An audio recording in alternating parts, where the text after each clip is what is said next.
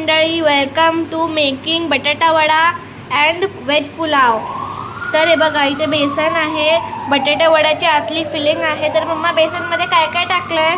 बेसनमध्ये टाकलेलं आहे ओवा, मीठ आणि पाणी आणि खायचं सोडा आणि तिखट। ओके, आता आम्ही पाणी टाकणार आहोत हळूहळू। किती पाणी टाकायचंय? पाणी अंदाजे टाकायचं आहे, हे बघा।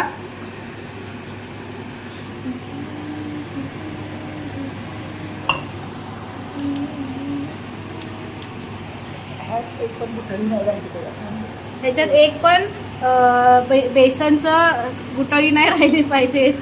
सगळं स्मूथ बॅटर बनवायचं आहे आपल्याला आणि बटाटे वड्याचे असे गोळे बनवायचे आहेत छोटे छोटे। तेल गरम झालेलं आहे, आधी सगळी तयारी करून ठेवायची आहे, आम्ही केली तशी।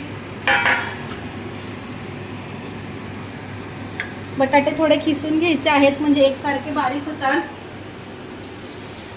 तर हे बघा बटाटा वड्यांचं बेसन माझी आजी बनवते, त्यांना मी मम्मी म्हणते। आणि इथे बटाटा वड्यांचे गोल गोल करते माझी मम्मा।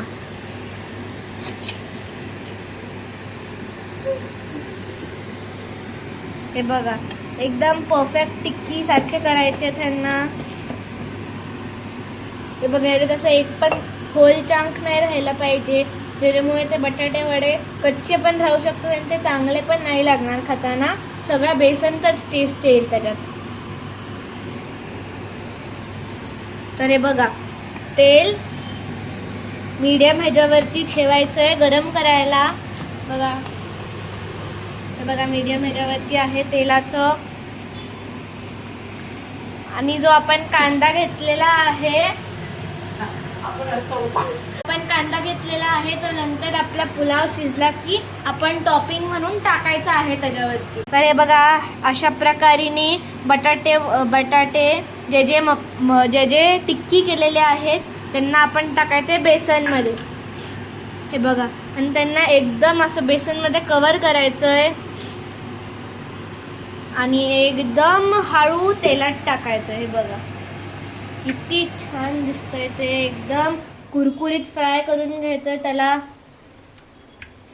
बघा किती छान दिसतंय ते, किती छान आणि टेस्टी दिसतंय ते।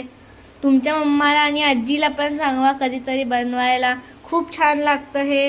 आम्ही कधीतरी बनवतो सॅटर्डे संडेला। हे बघा आणि गुरुवार